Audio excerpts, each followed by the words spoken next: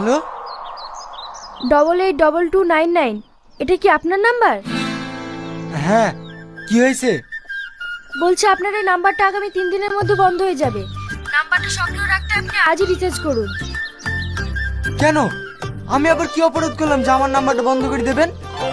না না স্যার, আপনার কোনো অপরাধ নেই। আসলে আপনি 3 মাস ধরে রিচার্জ করেননি তো, তাই নাম্বারটা বন্ধ হয়ে যাবে। হ্যাঁ দেন, বন্ধ করে দেন।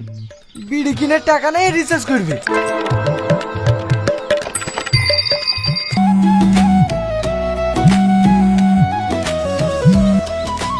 হ্যালো স্যার, কালকে আপনাকে ফোন করেছিলাম রিচার্জের জন্য। আপনি এখনো পর্যন্ত রিচার্জ করেননি কেন?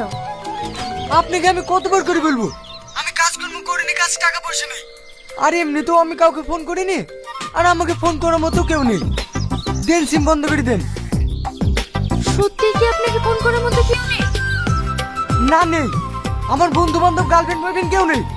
তোমার যদি অতই দরদ লাগে তুমি রিচার্জ করে দাও না। যত সব। মেয়েটা কে রে বাবু? ইয়ার এক জ্বালা, আমি কি করে বলবো কে? দাও, ঝোল দাও।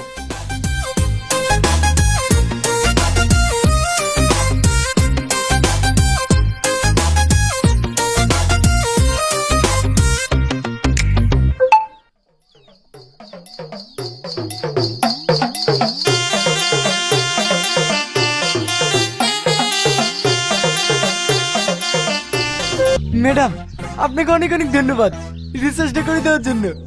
দেখেন, আমি রিচার্জটা হয়েছে কিনা সেটা জানার জন্য ফোন করি। আমি আপনার সাথে 5 মিনিট কথা বলতে চাই। আপনি কি এখন ফ্রি আছেন? হ্যাঁ ম্যাডাম, বলুন না। কাল যে আপনি বললেন রিচার্জ করার টাকা নেই, সত্যি কি আপনার কাছে টাকা ছিল না? না, ছিল না। কেন? মানে আমি কাজ কাম করিনি, সারাদিনই ঘুরি বেড়াই, টাকা কোথায় পাবো? বেকার ঘুরে বেড়ান কেন? কোনো কাজ করতে পারেন না? ও কাজ টাজ করতে ভালো লাগে না। আপনার বাবা খেটে খাওয়াচ্ছে বলে আপনার কিছু মনে হচ্ছে না। আপনি যদি আমার জায়গায় থাকতেন তাহলে বুঝতে পারতেন। আপনার জায়গায় থাকলে তো আমি রিল্যাক্স করে বেড়াতাম। আপনি তো কোটিপতি। আপনি ভুল ভাবছেন। আমি একটা গরিব ঘরের মেয়ে। মাটা অনেকদিন আগেই মারা গেছে।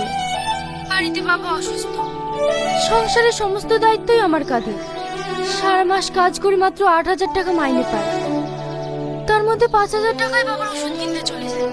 তাহলে আপনিই বলুন, আমি একজন মেয়ে হয়ে যদি এত কষ্ট করে সংসার চালাতে পারি, তাহলে আপনি একজন ছেলে হয়ে কেন পারবেন না? কি হলো, চুপ করে আছেন যে? না না, আমি শুনছি। একটা কথা মনে রাখবেন, টাকা ছাড়া এই দুনিয়াতে মানুষের কোনো সম্মান নেই। যখন আপনার কাছে টাকা থাকবে তখন সবাই আপনার কাছে থাকবে। তাই টাকা উপার্জন করা শিখুন। রাখলাম।